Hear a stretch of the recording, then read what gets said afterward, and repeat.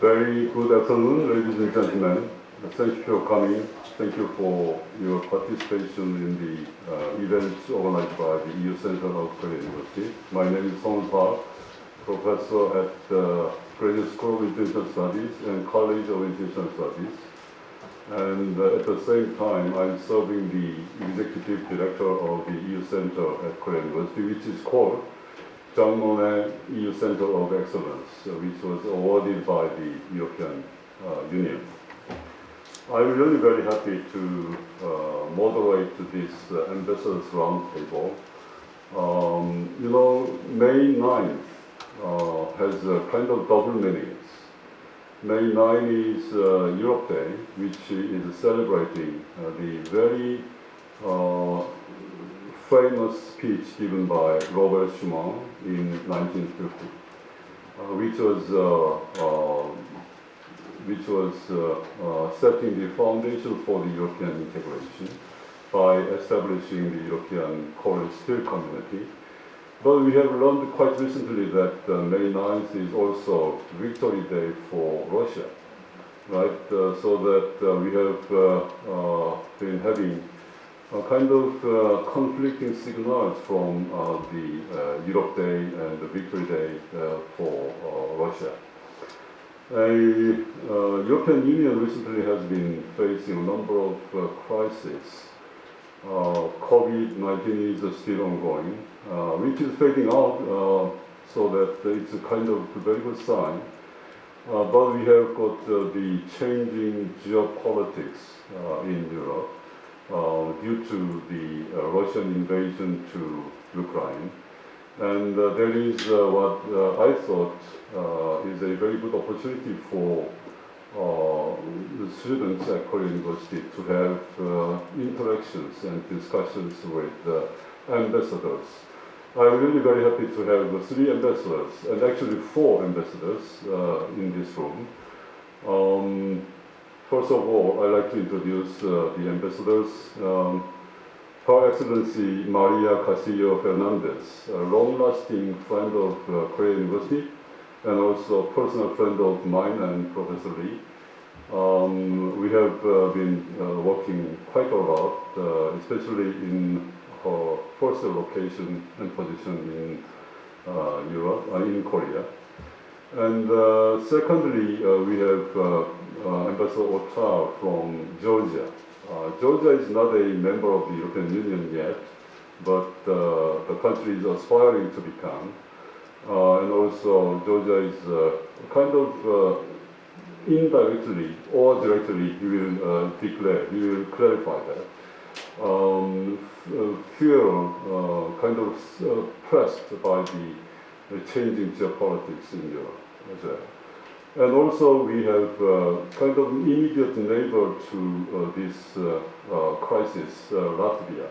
So Ambassador Aris we have invited to have this roundtable.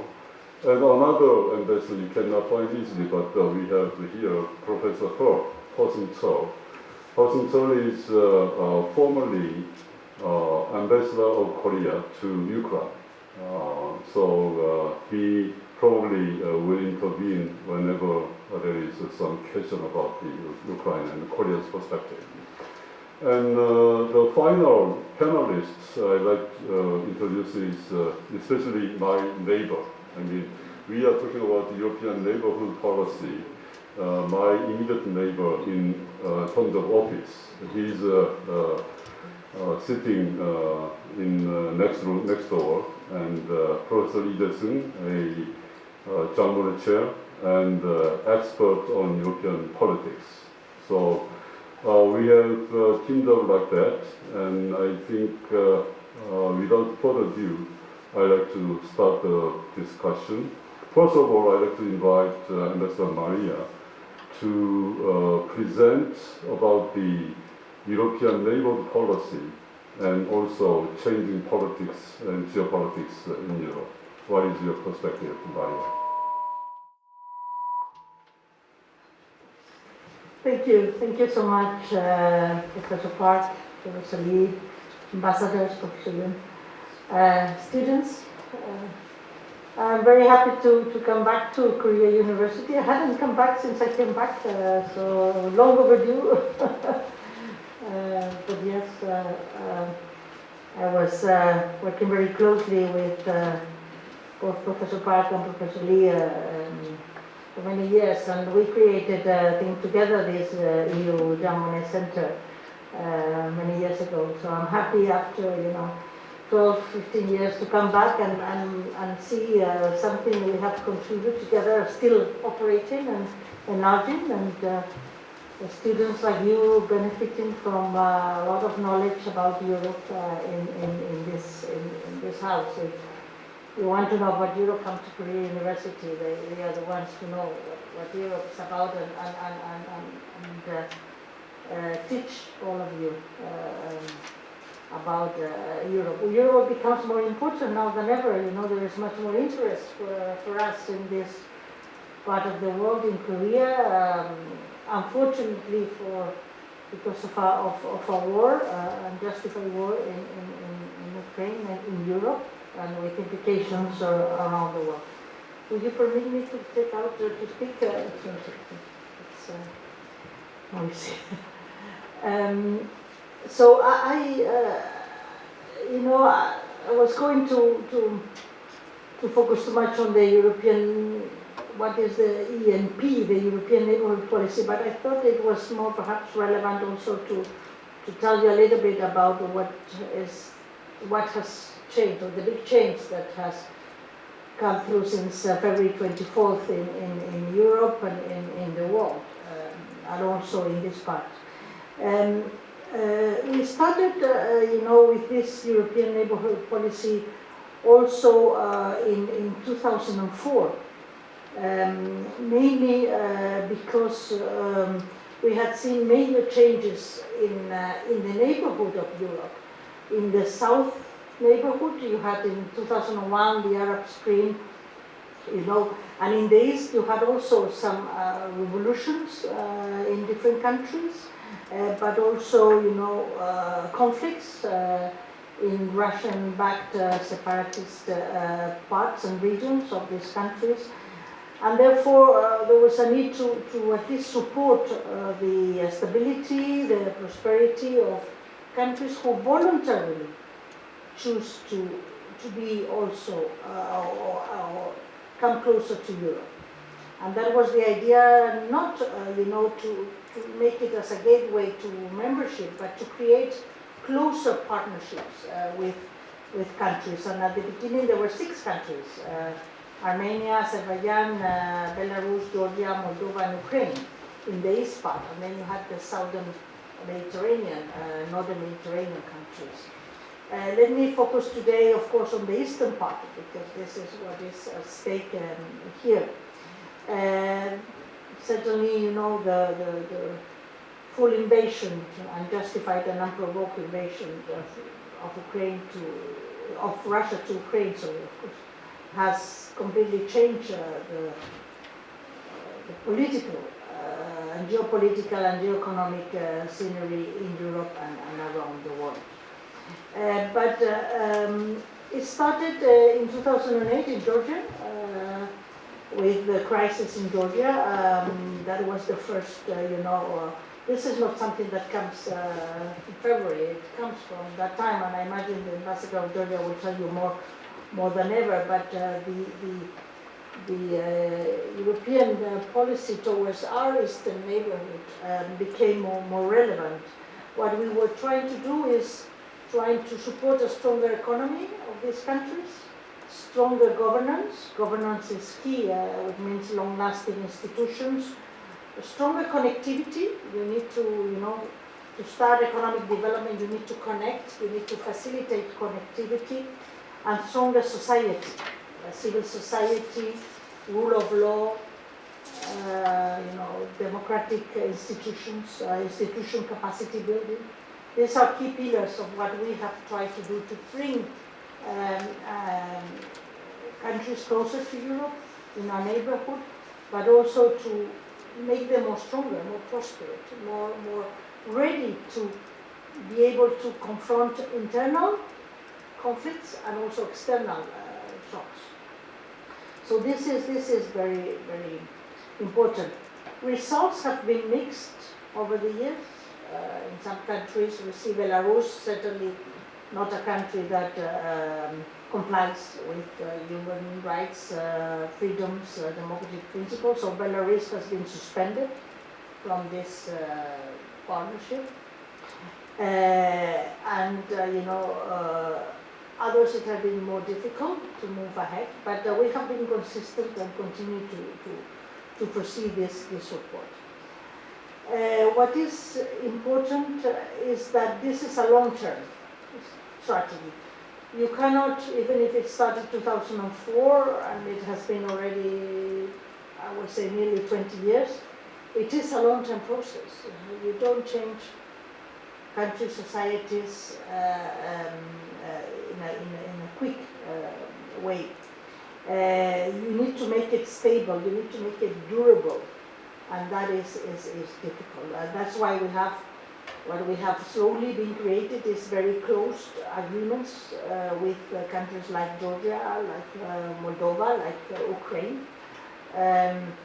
But now, the panorama is a bit changing with this invasion of Ukraine.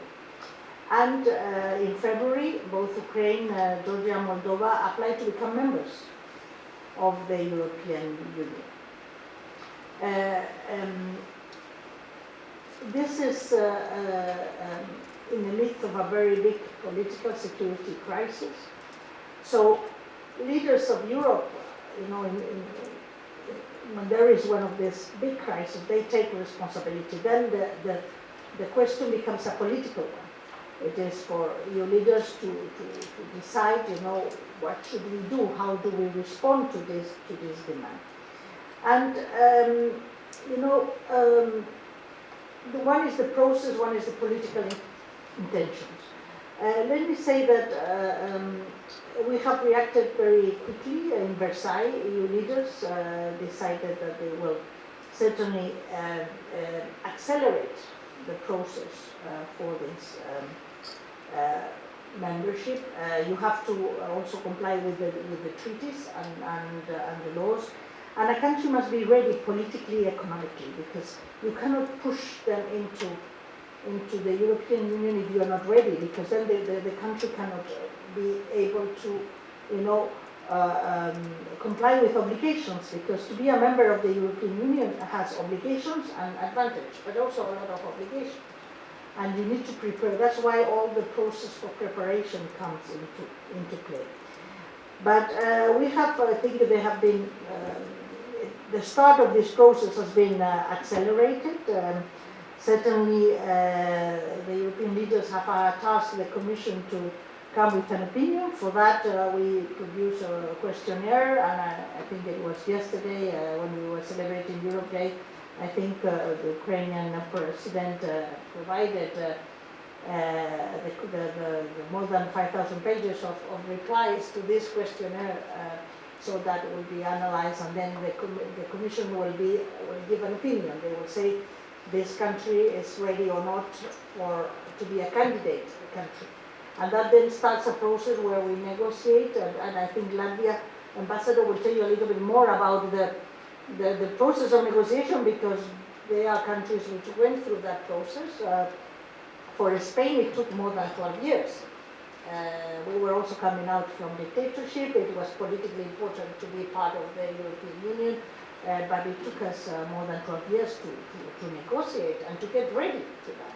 So it is a process that will be long, but it will certainly, there is a political sign that, and it has been given, that both Ukraine, Moldova, and Georgia are part of the European family. Their security is our security, that we want them with us. And I think I can mention, the words that were said by Ursula von der Leyen, the President of the European Commission, Tuesday, Monday, we were celebrating Europe Day. She said that we are, and there was a big discussion in Europe about the future in Europe. I don't know if some of you follow it. There was a whole 1 year discussion in European Parliament about what would be the future, how we need to change, where we need to focus, with a very big group of it has been discussions, panelists, conference has been taking place for more than 2 years on this, and they gave the report to the leaders of Europe, President Macron and the European Parliament President. And then she said, we have to write the next page of Europe. The European Union is a peace project. That is what we are. We are not an economic project. We are a peace project. And then she said, and then the next page will have to be written with you, with Ukrainian friends, with Moldova, with Georgia, with the new candidate countries. We need to write the next page with you. You will be part of the future together. And I think that is where I want to leave it. It is a process. We all here to respect the law because we want, and that's what the Ukrainians are fighting for the international order to be respected. And that is what it is at stake. The war in Ukraine means a war against international principles. Do you respect international principles, or do you want to push them by force and by invasion? If that is the case, then the fundamental principles where all countries in the world, because this is about the United Nations Charter, this is about the OSCE. You know what the OSCE is, the Organization for Security in Europe, which was the basis of where countries agreed on security, how will be the security in Europe after 2 world wars. So these principles don't mean anything anymore. And that means that in any part of the world, here as well, a big country can decide to take a small country because you are part of my zone of influence, or I want to control you, and I want me to decide what you are going to do. This is not anymore politics of the 21st century. So we are here to defend our principles, the laws, and the norms that we have all agreed, the fundamental values that we all have agreed. So that's why this unjustified invasion is important for all of us. Also for this part of the world. They will have enormous implications. There will be a big energy crisis. We will have a food crisis. We will have problems with supply chains, problems with logistics. But it's our own rights at stake. I don't mind paying more for my electricity bill in Spain, which I tell you is very high, but I know I do it for them. There are people today which are fighting for our freedoms, and I think we don't need to forget that. Thank you. Thank you, Dr. Maria. Yes, all the problems she mentioned, we are feeling today already. Next of all, I'd like to invite His Excellency Otar Berdzenishvili, Ambassador of Georgia. Ambassador Otar has served here in Korea for nearly 4 years now, and he is soon leaving in the beginning of August. So probably it's a last visit of his to Korea University, or we can organize another event. But why don't you introduce your country briefly, and also your insights on the changing geopolitics and geopolitical constellation of Georgia. 안녕하세요. Hello everybody, thank you so much. It's so interesting to be here, invited, and after the pandemic especially, because this is not the first time, as Professor Hart mentioned, that I'm here and representing my country and talking about not only geopolitics, but about the Georgia-Korea relations and where we are standing and how the globe is small and what is our interest. But I would like to first of all use this opportunity and thank Professor Park, Professor Lee, Professor Hall, Dr. Yoon, and students first and foremost as well, because it's very important, because that we are investing in the young generations to elevate the awareness and understanding who we are, how the situation are in the world, and that's why that we have been invited as an ambassadors from the practical perspectives to speak what is happening in the field and how we feel ourselves to be interested to you for the future perspectives of your professions and for the definition of the future. Now I will continue Her Excellency's Maria's conversation of who we are, Georgia, in the world, and how why the Georgia matters and why all of us will matters. And first of all, also I would like to express our wholehearted solidarity to the Ukrainian brothers and sisters who are fighting today for our peace, for our, it's our, not Georgian, but who are sitting in this room, all of us, the global peace and international rule-based order and United Nations Charter, OSCE, and so many other institutions who matters for all of us. Georgia is the country, one of the oldest countries on the planet, and youngest after the collapse of USSR, and Georgia, with our Baltic countries, was one of the major triggers of the collapse of this brutal machine called the Soviet Union. And after this collapse of the Soviet Union, Georgia is passing very difficult pages of its history, because it is the new modern country with a lot of external changes, especially coming from the Russian Federation, to not see the success story of its near neighborhood, and to expand its sphere of the influences, what Ambassador mentioned, and still thinking about divide and rule ideas, which is a little bit old, but unfortunately it's actual in this 21st century we are witnessing now in Ukraine.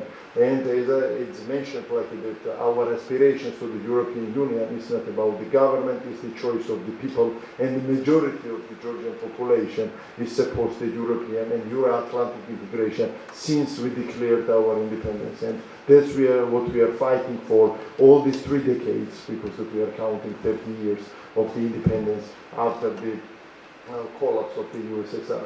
But when it comes to the European Union, yes, there is a Eastern Partnership has been created, and we are coming closer and closer each day. And Georgia is one of the first runners, I think, to come closer to the European institution and its values and democracy.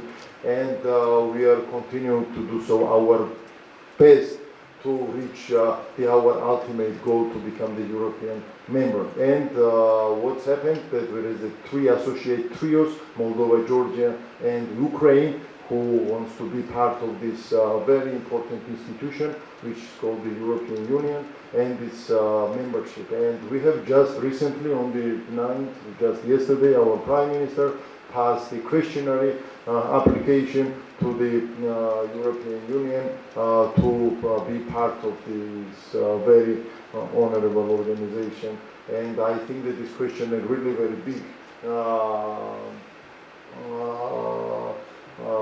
Work has been done by us, but of course it's very important, the progress ahead of us. We should continue path to the Europeization of the Georgia and to sectoral integration, first of all, which is very important, and connectivity as well. And I would like to mention that, of course, that this Ukrainian war is not started just now, what we have been saying, as the ambassador mentioned, that this Russian aggression, they started in Georgia, in 2008. And at that time, I could say very openly, that the international community was not so vocal on these issues, because we've been saying that that was triggered by the Kremlin, and this Ukraine will be the next.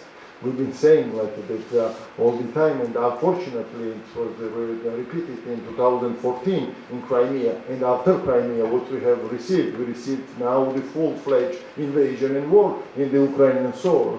And right now, while we are speaking, these people are fighting for their freedom and for our freedom as well.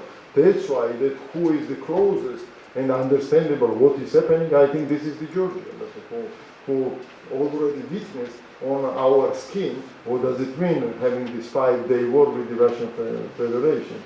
And I think that this is only our choice, like to be looking for the Europe and to become the member of the European Union and its institution. Also, just recently in the March, that there is a new EU strategic compass has been issued, which is very interesting document. And this document very boldly says regarding the Eastern Partnership and Association Trio, and talking about the connectivity, Black Sea security, and so on and so forth, and new architecture of the European Union and its values. And I think that we are there, we are very appreciating that these very bold narratives about us and how they see the enlargement of the European Union, and it should this is the response somehow, like that for this brutal machine who is fighting for us in our part of the world, and how the Professor Park mentioned, like that, yes, this is the global issue, not only locally, just we are having the war on this path. And my country will do its utmost, like to achieve this ultimate goal and to become the part of the European Union. I will stop here because I could speak about this issue till tomorrow. It's better to put some words for the Q&A session. But also I would like to use this opportunity a little bit to mention the Korea-Georgia relations, which is very important as well.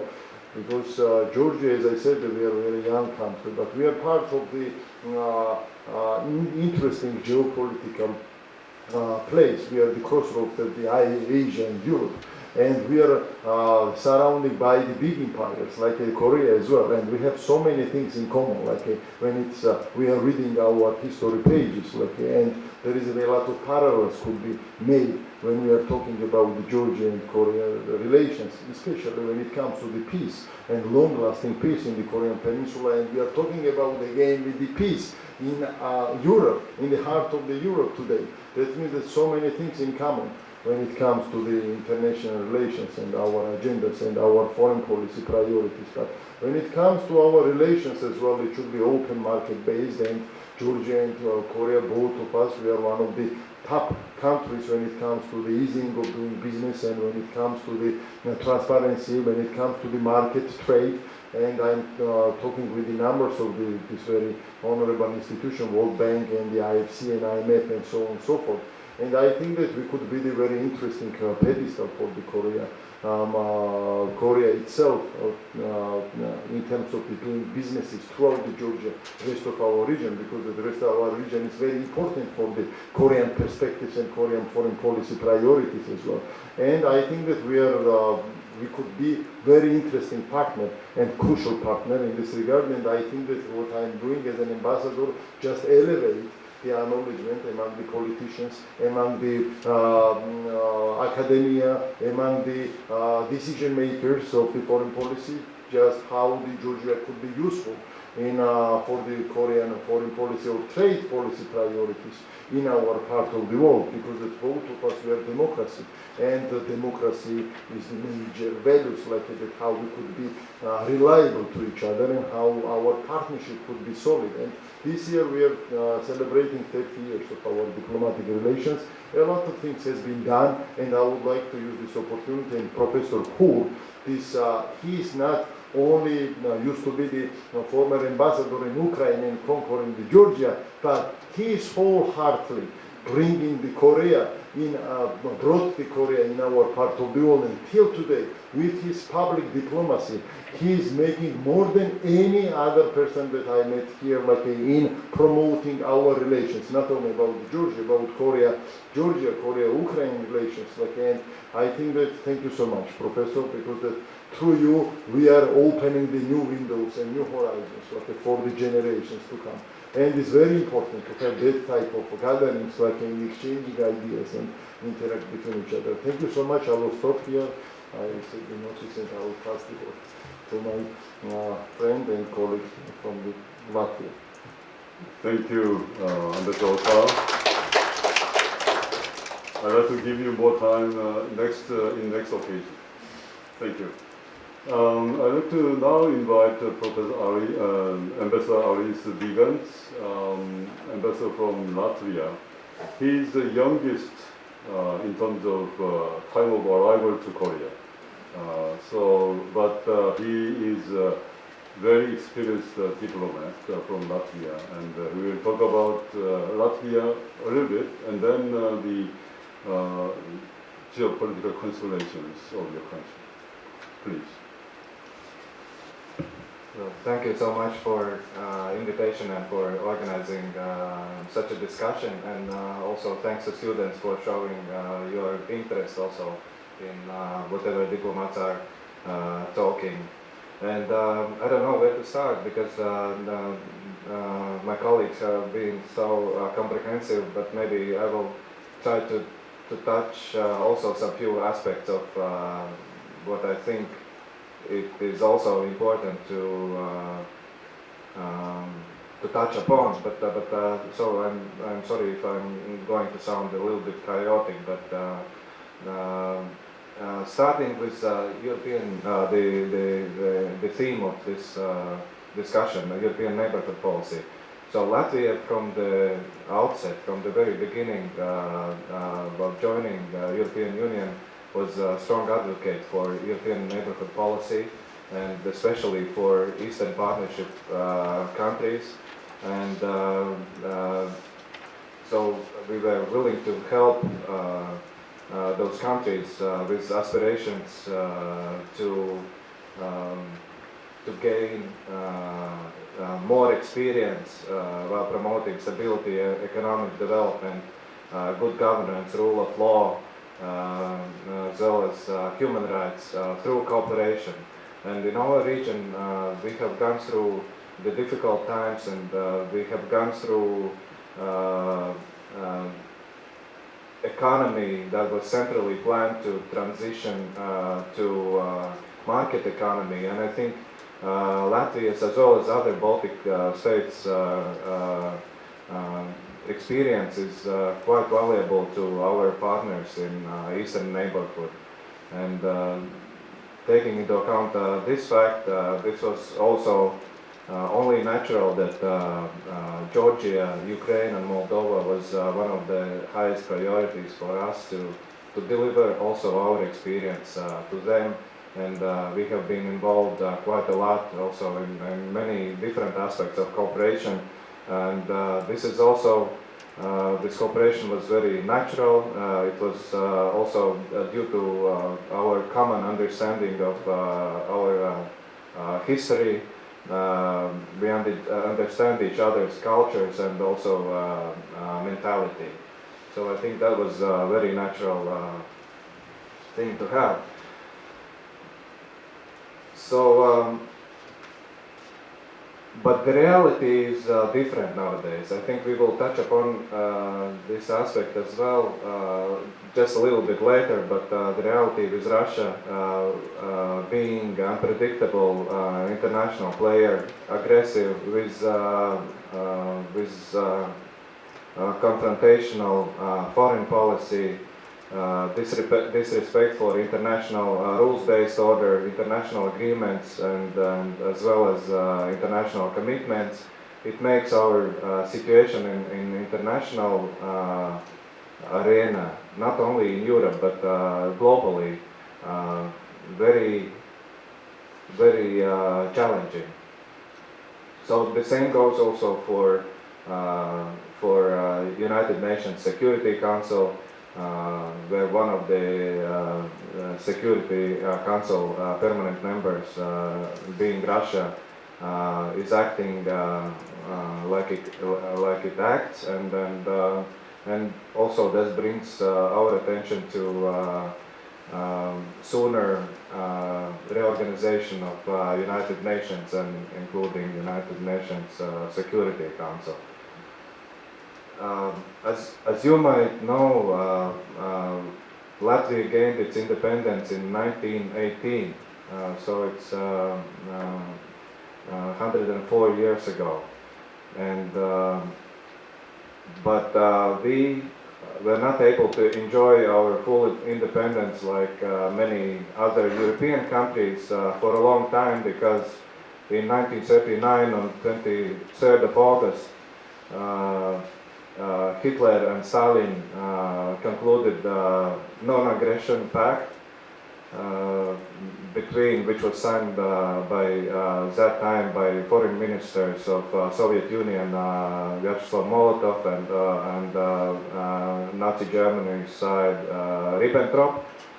And so they have decided future fate of some European nations, including the Baltic states.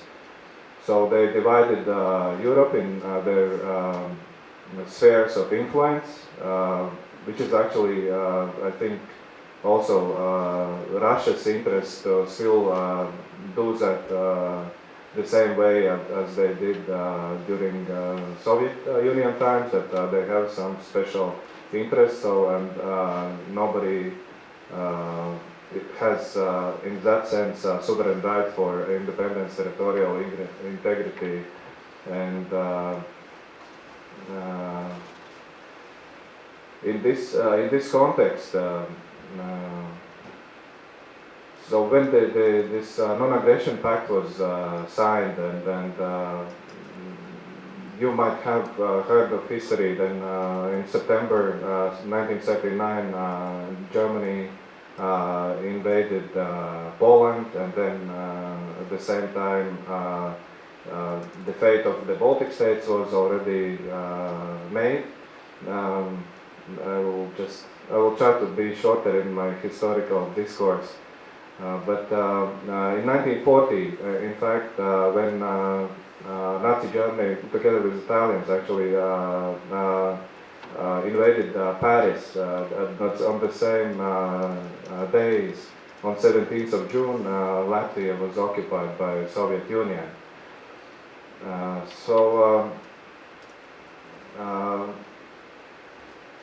Then at some point later, not to mention that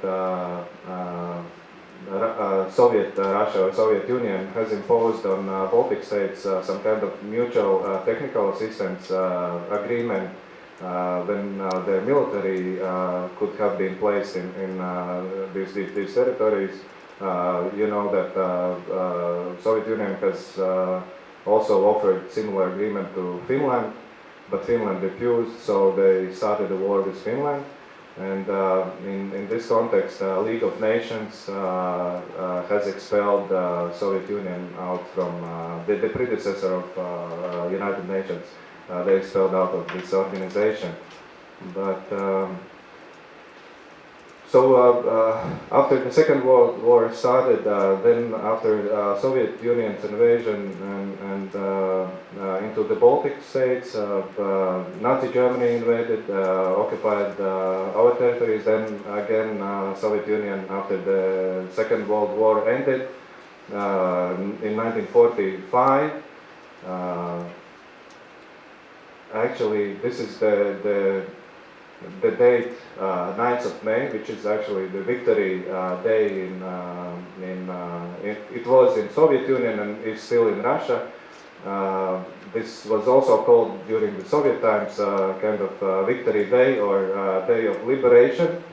But in fact, 3 Baltic states and other countries in Europe have lost their independence. So after for around 50 years, our countries were occupied, so there was no liberation, and this is already another discourse. I think it's. I don't want to go too much into details, but due to our experience, while regaining our independence in 1990,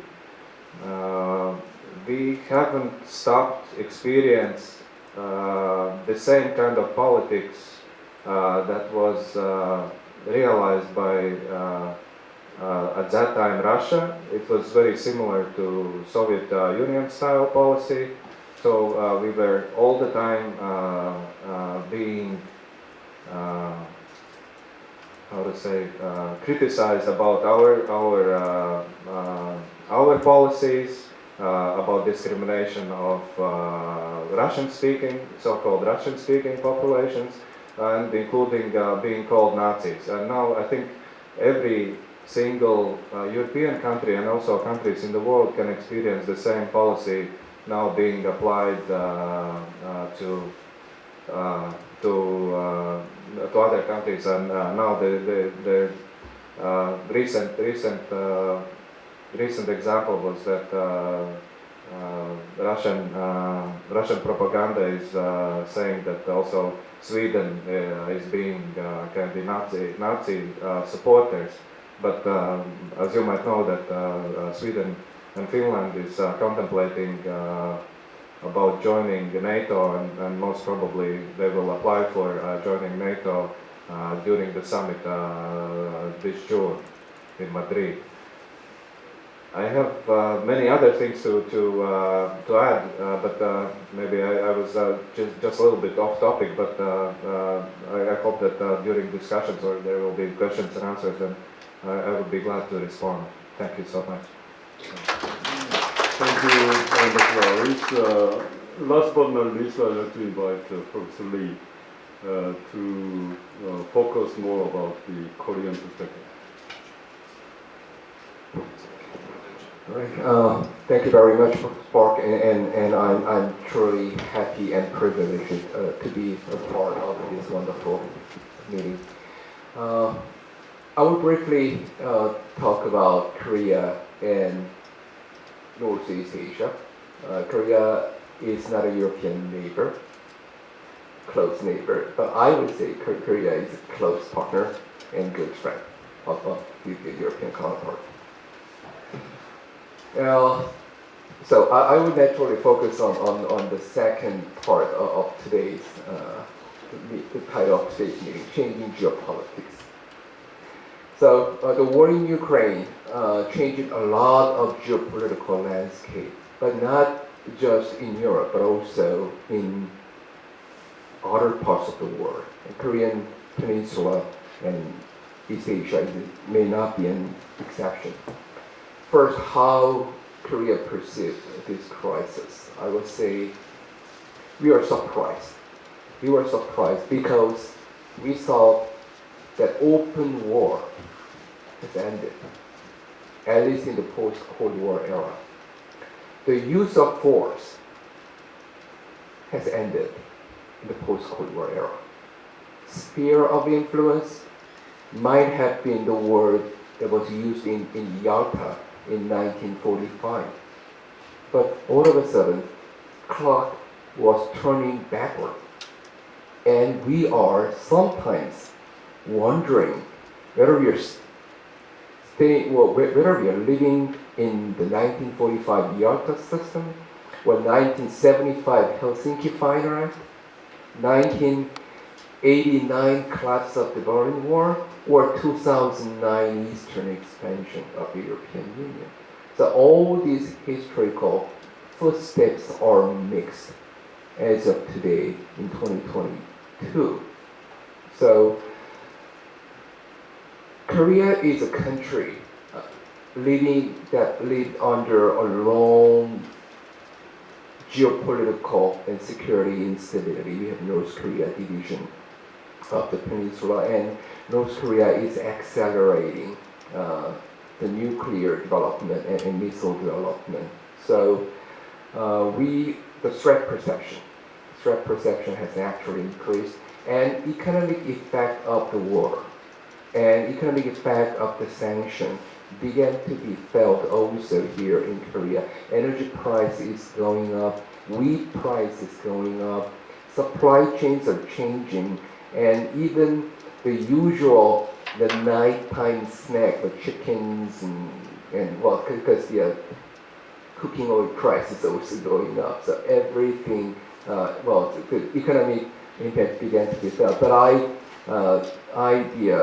I'm taking the same step with the Ambassador Castillo-Fernandez that sometimes we have to accept the price to pay for freedom. So we will not step back, and we will to maintain a strong solidarity. Korea's position is quite clear. This is clear. In the NATO Foreign Ministers meeting last month, Korean Foreign Minister former Foreign Minister Jong Il announced that the war, this war is a serious violation of the UN Charter, and Korea promised the $40 million humanitarian aid to Ukraine, and also in addition to non-lethal weaponry system and other supplies. So Korea is standing with the other allies and partners. Impact on North Korea might have learned a lesson that having a nuclear weapon turned out to be a good choice, because North Korea, at least internally, would think that, well, we are now seeing Ukraine giving up nuclear weapon and getting invaded, but as long as we have nuclear ICBM, then nobody will invade us. They might think so, and that is becoming an even bigger challenge for our forthcoming negotiation, denuclearization negotiation and peace building on the Korean Peninsula. So the challenge get bigger. Impact on China. Well, China can be either may pick up some collective gain and collective loss. At least in the short run, China-Russia relations will get strengthened because Russia needs a partner, and to some degree, the China can fill the gap, but China cannot fill the gap that the European Union, Korea, and other the global economy has provided. So it will be a different landscape, but in the short run, China-Russia relations will get strengthened. But China, to some degree, may want to keep a certain distance with Russia, because China is watching anxiously the sanction, and may think one day the same kind of sanction could be applied to China. And Chinese economy is much more heavily engaged and intertwined with the world economy. So yeah, the impact will be a lot different. So geopolitics is changing, and what is happening on one side of the Eurasian continent may not, it is directly, or at least even with the small time lag, it's happening on the other side of the continent. So in that sense, Ukraine crisis is a tragic event, tragic crisis with two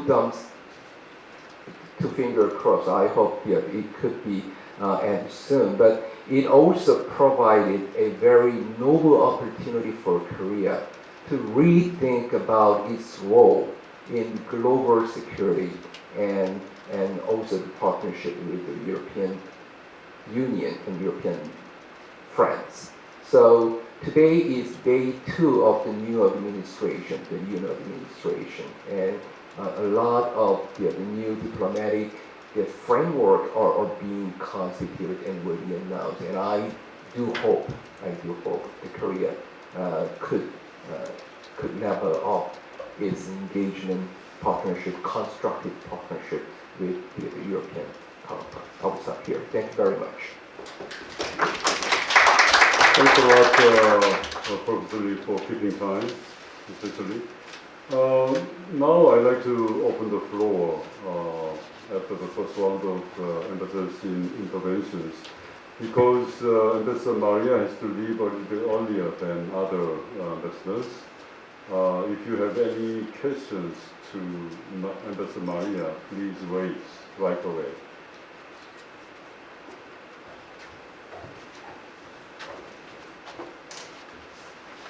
Probably then I'd like to pick up one of the pre-submitted questions directed to Ambassador Maria. Maria Paula Villaverde, is she here? Are you there? No? She submitted one question online, and not there. But the question is quite interesting. Probably it's suitable to ask this question to you. But if you have any questions, you can have more opportunity. Yeah. Any questions to Mr. Maria?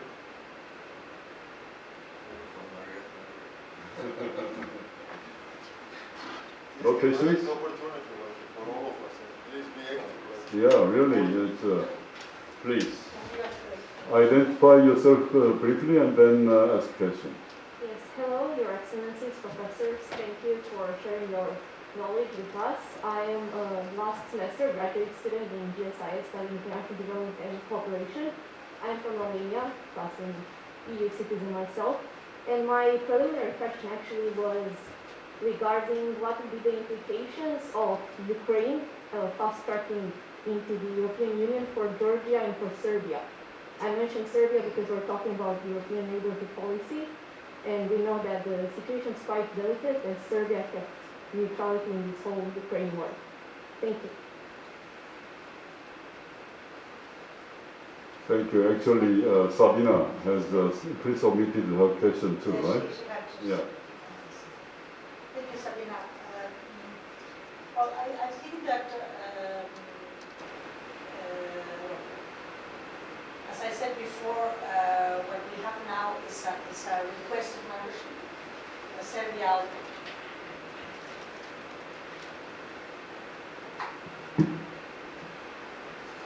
A request of membership. The one with Ukraine is going to be treated at the same time as the one with Georgia and Moldova. So they will go, I think, hand in hand. We always go hand in hand. We went hand in hand with Portugal. There were 10 European countries which went hand in hand, so it's normal. But each country also has its own path. Perhaps sometimes, as you see at the end of the process, we wait for the others because each country has its own peculiarities, and it is important that you treat each country on their own in a way. So it is, in terms of process, we put them together, but then in terms of negotiation, each country is a candidate country when they become, and then they have their own discussions in bilateral way, because each country has its own peculiarities, its development is different, and perhaps the accent in some of the different chapters is also different. Certainly, perhaps the moment is now important. I think it is, as Professor Lee mentioned, a big geopolitical and economic shift in the whole world. First, we are going to continue helping Ukraine, supporting Ukraine and supporting Georgia, Moldova the same way in case there is an extension of the conflict to these countries. Mainly continue giving arms. I mean, we have talked that when big crises come, then we do the impossible.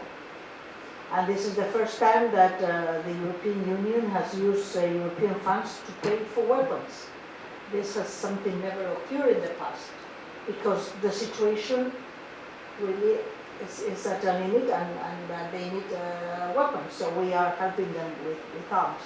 We are helping them put in a lot of economic pressure to Russia and Belarus with economic sanctions, unprecedented economic sanctions, which are going to hurt and are hurting now. This has never been done before, to block a country's national reserve bank.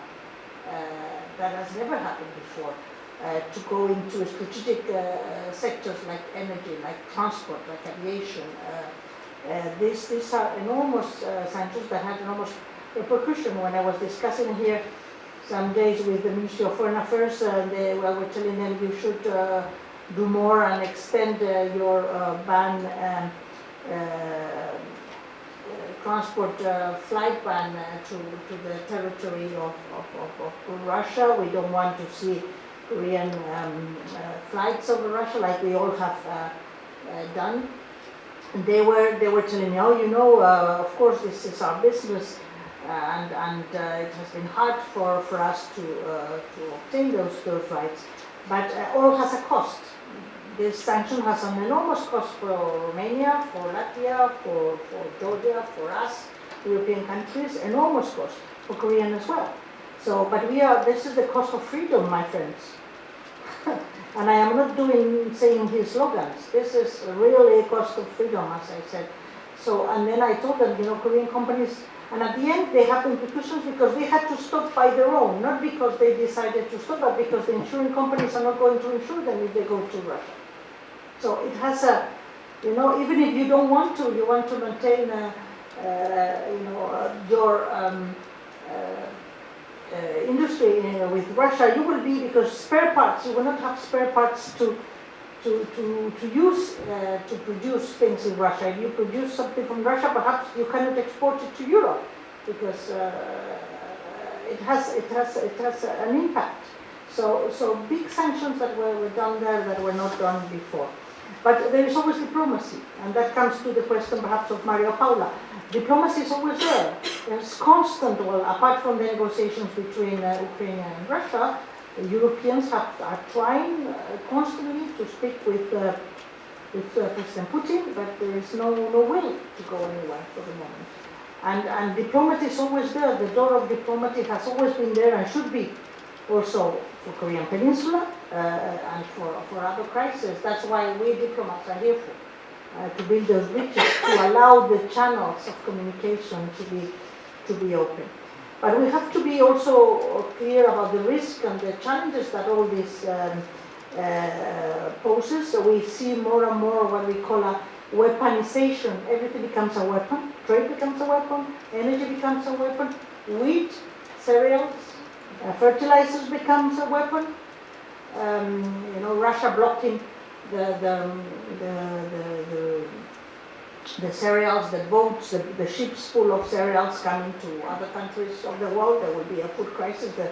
The price of bread and fertilizers and sunflower and others is going to go rocket high. And these are essential part of the meat. This is like your rice, the Korean rice. We have for us is the bread. So we are going to pay much more. But then that's it. So that's why, and you mentioned, Otar, very well, the strategic compounds. That is our strategic defense, our defense strategy for Europe. That means that we have to, you will see more increase in the defense budget in many countries of the world, including Korea with the new government and because of the situation. But also we have to spend better. We have to spend defense budgets better together. Do more joint defense projects because it's our security which is at stake. But mainly what I want, and that's what I would like to say for you to keep in mind, is that we need to make the European model survive.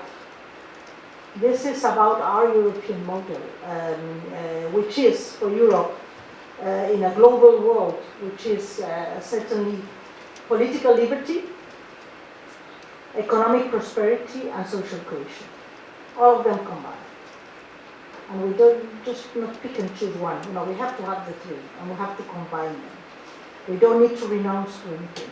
Do we want to see a model based on these three pillars, or do we want to see a different model where you don't have economic political liberties, where you have economic prosperity but you don't have any social cohesion, or you want to have a model imposed by force and violence?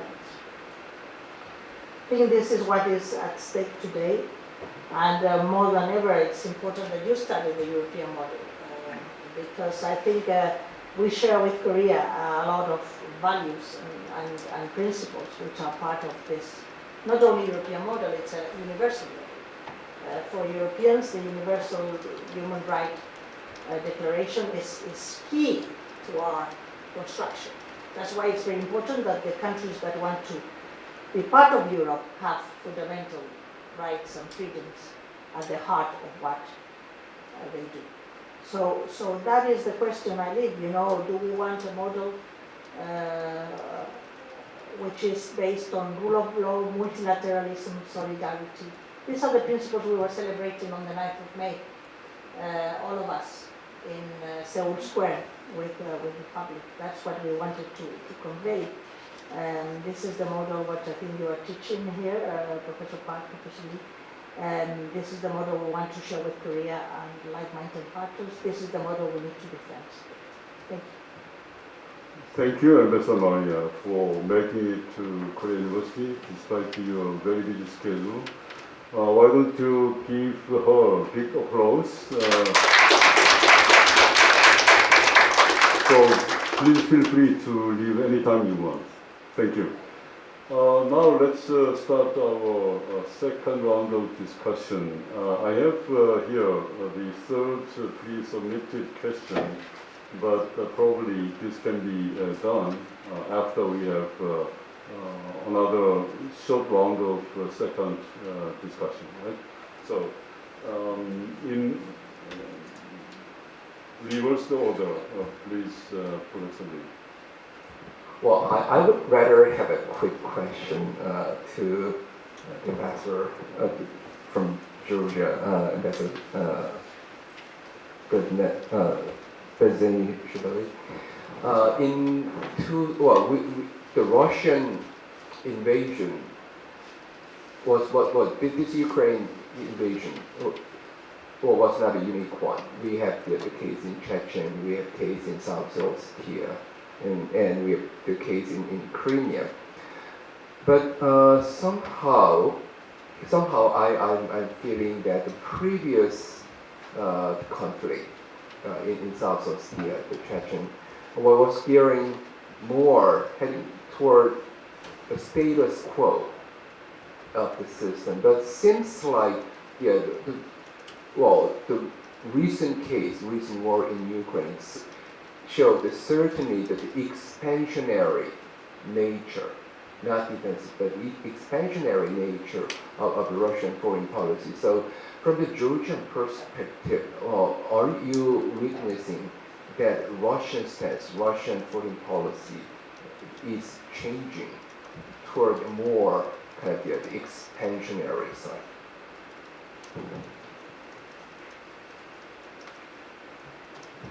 Thank you very much, Professor Lee.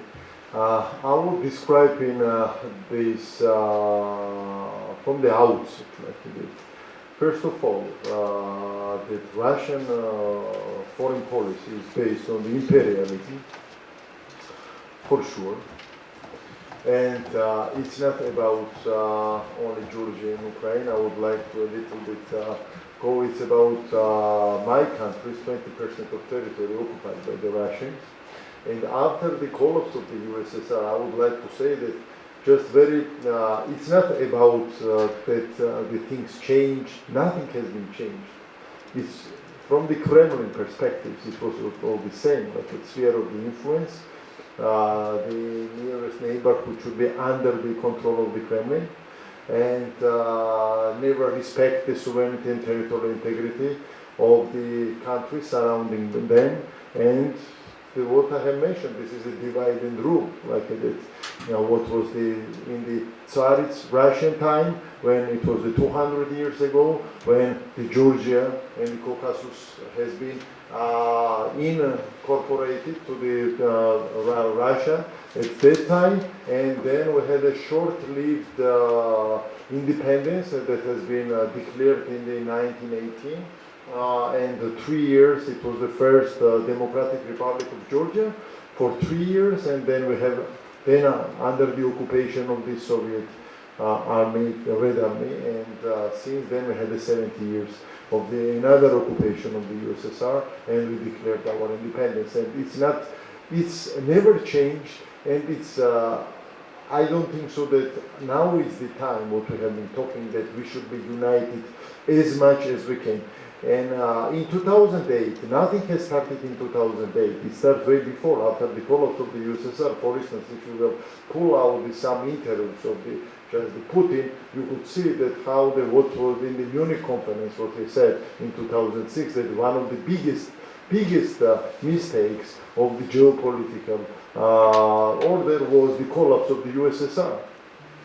He declared this open in the Munich conference in 2006. Afterwards, the embargo has been put on Georgia, and the two separatist movement has been instigating against the Georgian central government. It was Abkhazia and South Ossetia, because for Russia it was very important, like to keep fragile Georgia till today, and fragile neighborhoods surrounding them in terms of the control them.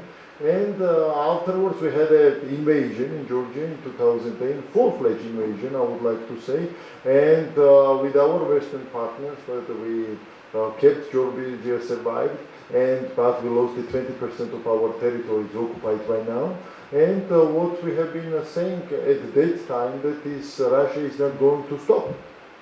And once again, I would like to say that in this auditorium and elsewhere, that it's at that time the international community was not that vocal and was not anticipating the threat what the small Georgia was telling to the international community at that time. Our population is 3.5 million, and we have passed very severe consequences, and today we are paying the biggest price for freedom, and my country's security is on the stake.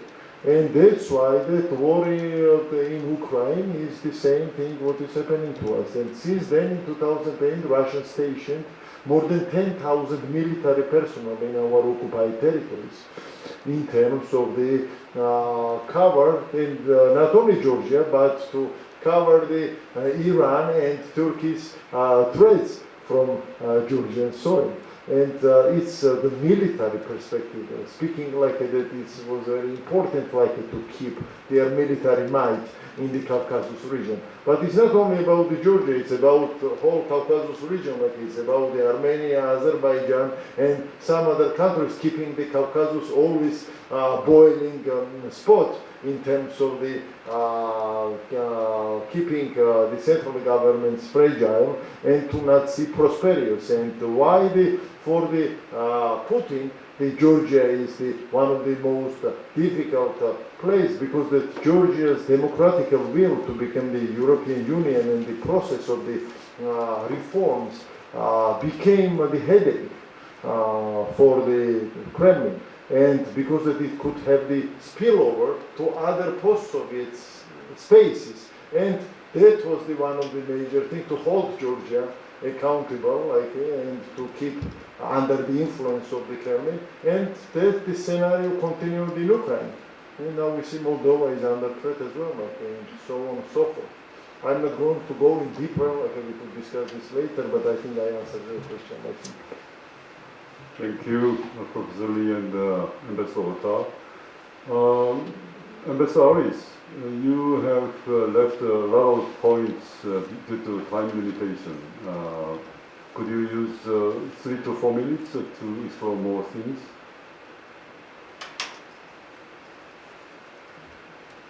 Yeah, well, thank you. Lots of the things have been said by my colleague, also Georgian ambassador and also EU ambassador. So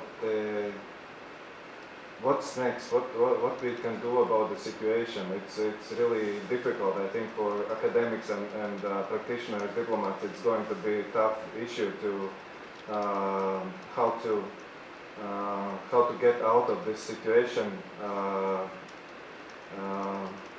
If the apparent international rules-based order is not functioning at the level that everybody would be satisfied, so there are some countries that are willing to challenge this situation. So in our context, from the European Union side, the same goes for our transatlantic partners from across the Atlantic, US and Canada. I think as never before, due to Russia's unprovoked and aggressive invasion of Ukraine, Western alliance has been united as never before, and I think this was a big mistake by Russian, or let's say Kremlin authorities, to think that they will be able to kind of divide our unity. So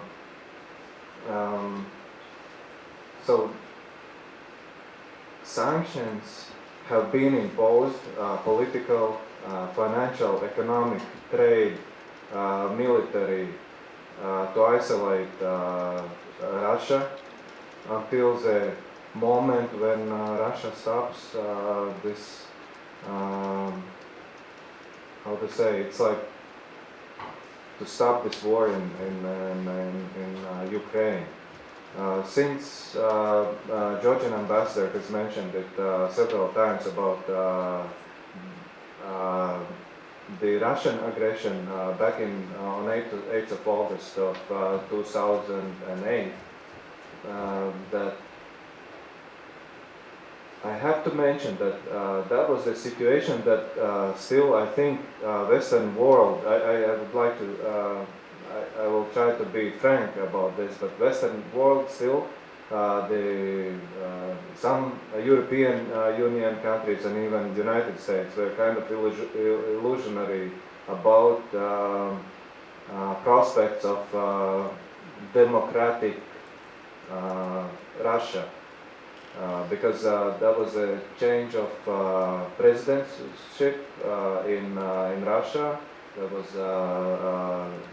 Dmitry Medvedev, who was in power, and I must say that U.S. policy of restarting relations with Russia was a bit how to say, unsubstantiated. So I think that kind of encouraged Russia, which understands only strength, not weaknesses. It encouraged to such kind of actions that Georgia was invaded, and from our part, Latvia, Lithuania, Estonia, 3 Baltic states, and some other like-minded partners were very vocal, or very, yes, I would say vocal while speaking with other Western European allies in NATO for giving this possibility for Georgia and Ukraine to give a membership action plan within NATO, and we were lobbying across the world, but apparently some countries were not willing to submit to that, and we have warned also about not having business as usual with Russia after such an actions. And I think if we would have stopped Russia at that time, might be that Ukraine situation wouldn't repeat, or it would be kind of much different situation nowadays. But it's hard to speculate on that. But from our part, as just I failed to mention at the very beginning, I should say that Baltic region feels pretty safe under the umbrella of soft power European Union and harder power defense alliance of North Atlantic Treaty Organization, and also that taking into account that Russia is now more involved in Ukraine, so they don't have any other capacities to kind of try to threaten our part of the world, but at the same time we are not we are aware of this situation, we are vigilant, and we are preparing ourselves for whatever scenario, and so is also our partners in NATO and European Union. Thank you for your attention. Thank you. Ambassador Otar, last intervention for 1 to 2 minutes.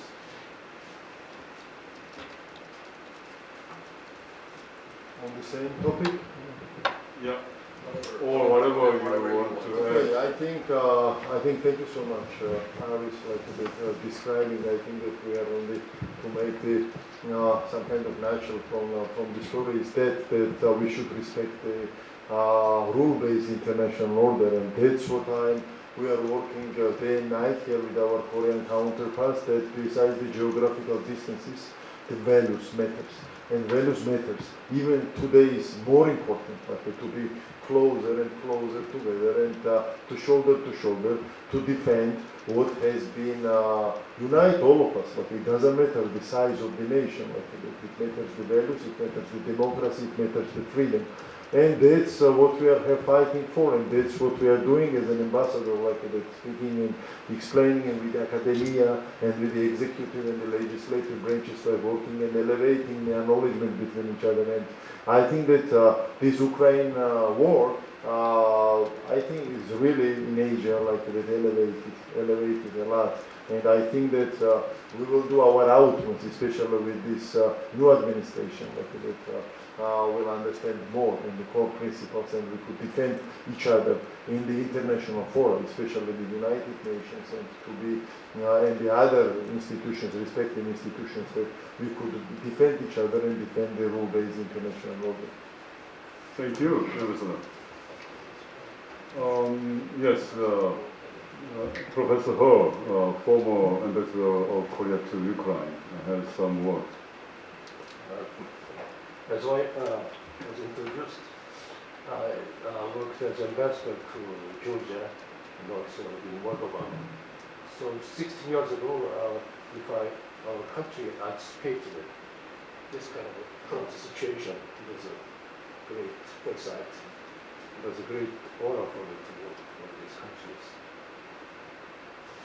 These three countries have now great security concerns, but one good stimulation from these tragic wars is the integration process to European Union will be speed up. So I don't know. Because the European countries should be ready to accept these countries.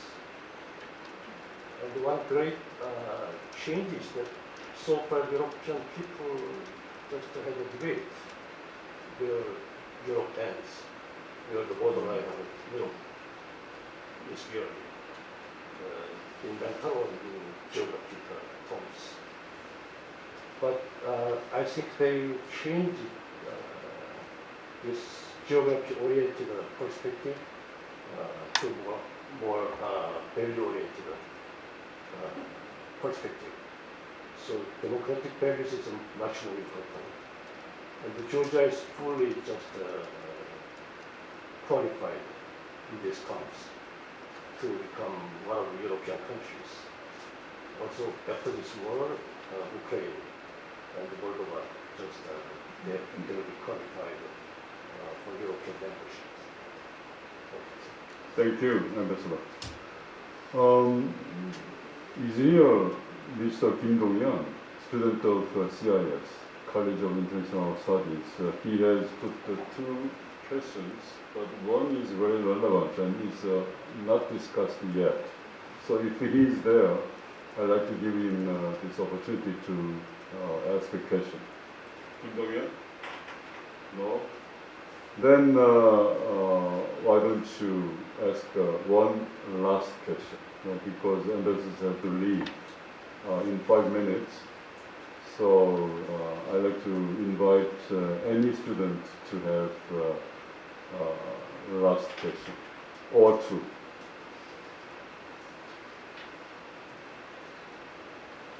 It's really a rare opportunity. Helen, please.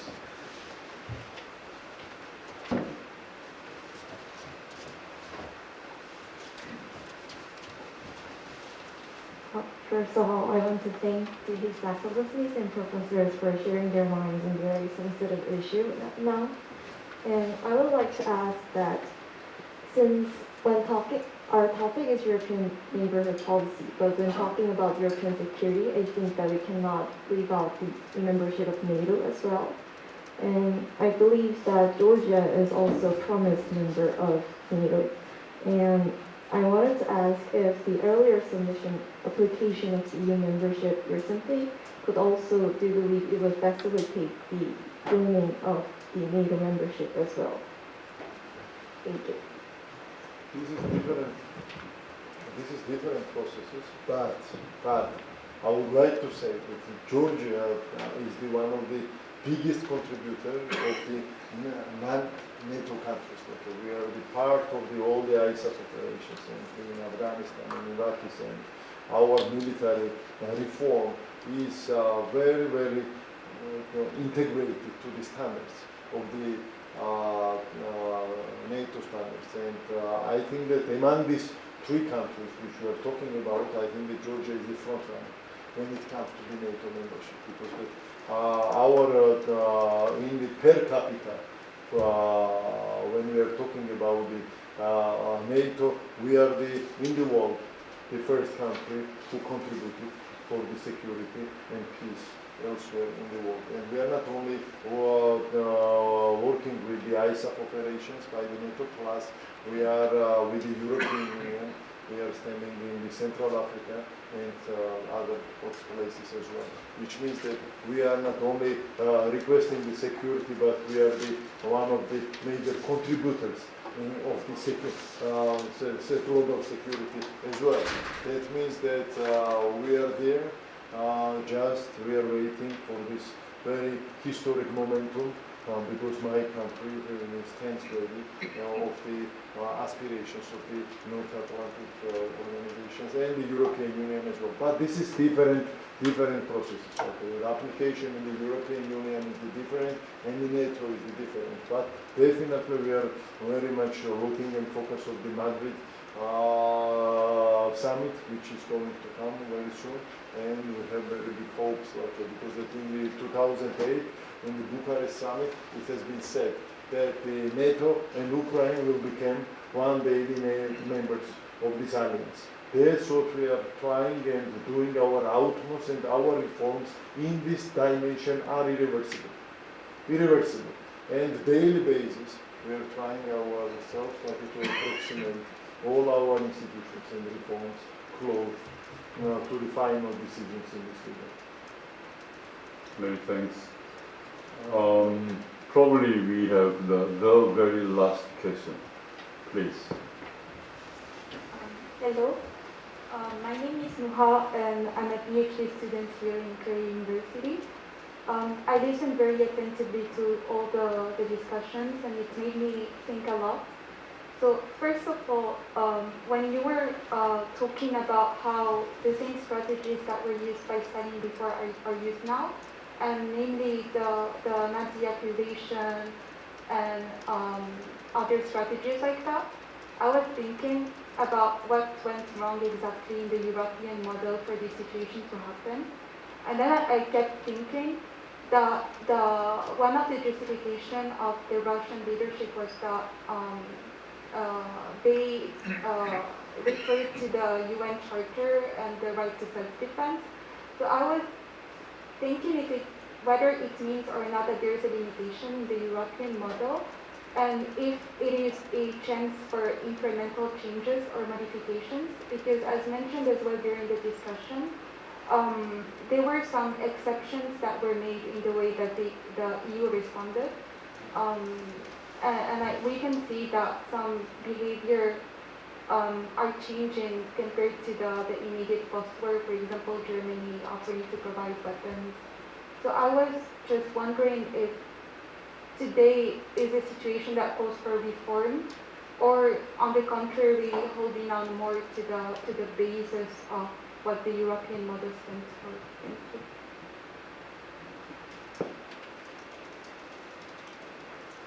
I don't know, it comes to this question like a Geopolitics, we have very, very deep question, like that one is the European member country, another we are trying to be the applicant country, which is the totally different dimensions in this regard. But I will try to, from our perspective, now, as I mentioned, that we should read the new EU strategic compass, which has been dramatically changed since its draft version from the last year, because this Ukrainian war dramatically changed the geopolitical situation in the world. We have these dimensions as well. And new security architecture is narrating it. And new foreign policy priorities are, I think, Professor Lee could add a little bit to all of us. We are witnessing a new trajectory of the foreign policy dimensions around the world. Doesn't matter we are in Asia or Europe or the United States or everywhere, because the security architecture, what was working till today, is on the state. And it should be changed. Definitely it should be changed. And so many things are happening, if we will cross right now on the wall, like this, the Ukrainian war, there's so many alliances like this, not about only NATO. We can touch the issue of the Quad here, and so on and so forth, and we could go in this debate till tomorrow morning. So many things, but still, as Ambassador Aris mentioned, still this is the very big question mark, how we are going to hit in the nearest future, and what could be the solution to keep this international rules-based order. This is the big question, and I cannot tell you in 2 words of this outcome, but all the academia, all the executives, the legislations, and who are working in the foreign policy priorities, this is the issue right now, that security architecture, what was working till today, working then, it's changed. It's changing, and it must change. It must change, and definitely the United Nations, the Security Council, everything like that is on the stake, because that we see how the Security Council permanent member innovates, destroying everything what is on the United Nations Charter, and it's unpredictable with its even being the partner, reliable partner, and or anything else like that. That means that everything is upside down in some way, and this, now we have the real war on our globe, and definitely it will bring the consequences, and it will bring the new realities for all of us, and that's what we are working on. Thank you, ambassadors. It's a really pity that we have not enough time for this kind of big discussion. My recommendation to students is, if you have big questions, be the first to ask, so that you have more time to get answers from the prominences. Right? Yes, yes. Deep question. We need more time for answering this question, right?